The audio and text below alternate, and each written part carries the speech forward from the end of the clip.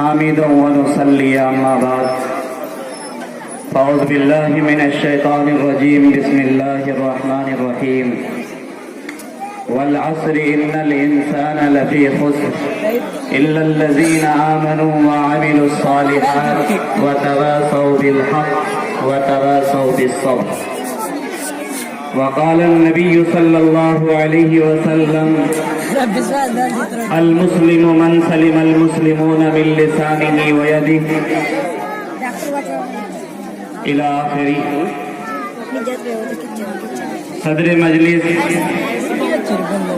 الحاج جناب ابراہیم صاحب، جناب الحاج مولانا مسلم صاحب،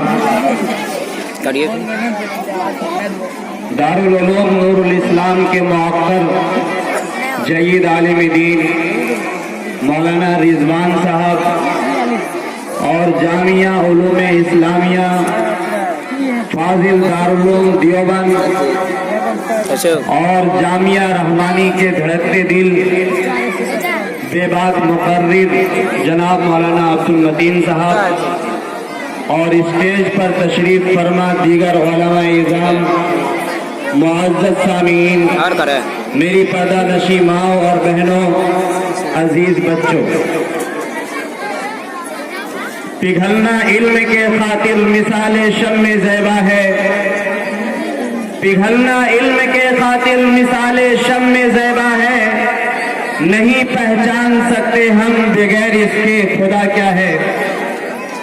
میں اکیلا ہی چلا تھا جانب منزل مگر، میں اکیلا ہی چلا تھا جانب منزل مگر، راہ رو آتے گئے اور کارواں بنتا گیا. مسلمانوں سنبھل جاؤ، سنبھل جانے کا وقت آیا. مسلمانوں سنبھل جاؤ، سنبھل جانے کا وقت آیا. بہت سوئے ہو اب ہوش میں آنے کا وقت آیا. ملت اسلامیہ کے پاسبانوں، آج ساری دنیا کامیابی ترقی کے پیچھے دوڑ رہی ہے. حضرت ابراہیم علیہ نبینا علیہ السلام بادشاہ وقت نمرود کو جا کر خدا کی تعارف کرا رہے ہیں، جس کے بارے میں اللہ تعالیٰ نے قرآن کے اندر فرمایا أَلَمْ تَرَ إِلَى الَّذِي حَاجَّ إِبْرَاهِيمَ فِي رَبِّهِ أَنْ آتَاهُ اللَّهُ الْمُلْكَ، کہ نمرود حضرت ابراہیم علیہ السلام سے ان کے پروردگار کے بارے میں مجادلہ کر رہا ہے، مباہلہ کر رہا ہے اور مناظرہ کر رہا ہے، اور اللہ تعالیٰ نے ان کو ملک عطا فرمایا ہے. وہ مناظرہ کیا ہے؟ حضرت ابراہیم علیہ نبینا علیہ السلام ایسے وقت میں جبکہ ساری دنیا تاریخ تھی، ساری دنیا کے اندر ظلم و ستم کے پہاڑ ڈھائے جا رہے تھے، چھوٹے بڑے میں ایسی اختلاف تھے کہ بڑے چھوٹے کو دیکھنا نہیں چاہتا،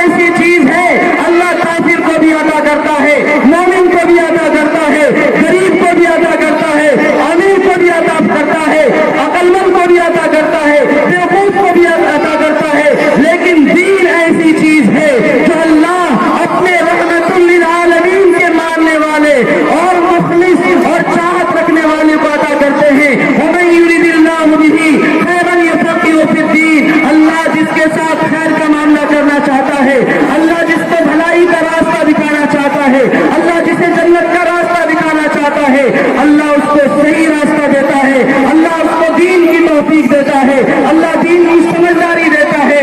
اس لیے امت مسلمہ کے بزرگ فرزندوں یاد رکھیے, آج ہم لوگوں کی یہ حاضری مدرسہ جامعۃ الکوثر میں یہ باعث برکت, باعث رحمت, باعث فضیلت ہے.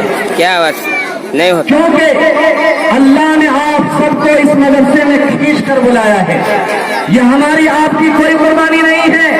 اللہ جس پر نظر ڈالتے ہیں رحمت کی وہی ایسی مجلس میں بیٹھتے ہیں, انہی کا انتخاب ہوتا ہے.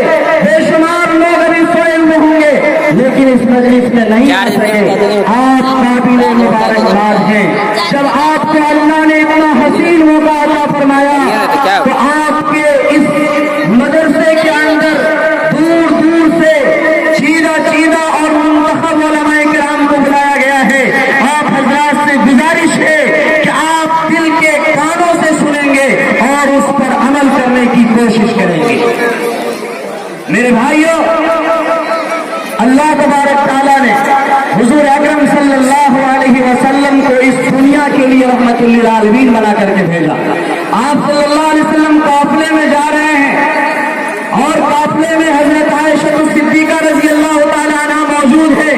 ہاتھ ٹوٹ کر گر جاتا ہے, صحابے میں کھلبلی مچ جاتی ہے, پانی استعمال کرنے کے لیے کم ہے اور حضرت عائشہ رضی اللہ تعالیٰ عنہ آپ صلی اللہ علیہ وسلم کے پاس خبر بھیجتی ہے اور کہتی ہے کہ یا رسول اللہ میرا ہار گم ہو گیا. سارے صحابہ پریشان ہیں. آپ نے فرمایا کہ اے صحابہ کی جماعت تم سب ٹھہر جاؤ اور حضرت عائشہ کا ہار تلاش کرو, حضرت عائشہ کا ہار تلاش کرو. یہاں پر ایک سبق ہم کو یہ ملتا ہے کہ آپ صلی اللہ علیہ وسلم عالم الغیب نہیں. اگر عالم الغیب ہوتے تو آپ صحابہ سے ہار نہیں تلاشواتے. نمبر 1. دوسری بات یہ ہے کہ اگر ہماری یا آپ کی بیوی ہوتی اور ایک مجمع جمع غفیر آپ کے پیچھے ہوتا, آپ کو لیڈرشپ سالار بنایا جاتا تو آپ اپنے بیوی کو تھپڑ بھی مارتے, گالی بھی دیتے اور کہتے کہ آپ نے قوم کو پیچھے میں لا کر ڈھیر لگا دیا ہے, قوم کو مصیبت میں ڈال دیا ہے. لیکن رحمت للعالمین پہ قربان جائیے, آپ کی محبت دیکھیے, آپ دین سکھا رہے ہیں اور صحابہ کو کہتے ہیں کہ میری بیوی کا آپ ہار تلاش کیجیے. آپ صلی اللہ علیہ وسلم رات میں وہیں پر ٹھہرے, ہار تلاشتا رہا لیکن ہار نہیں ملا. صبح نماز کا ٹائم ہوا, پانی ختم ہو چکا ہے, وضو کے لیے کچھ بھی نہیں ہے. صحابہ نماز پڑھیں گے بیکار ہے اور سب جا کر حضرت ابوبکر صدیق رضی اللہ تعالیٰ عنہ کو کہتے ہیں کہ آپ کی بیٹی نے ہمیں مصیبت میں ڈال دیا ہے, آپ بھی کچھ کر سکتے ہیں. جب جاتے ہیں تو کیا دیکھتے ہیں آپ صلی اللہ علیہ وسلم حضرت عائشہ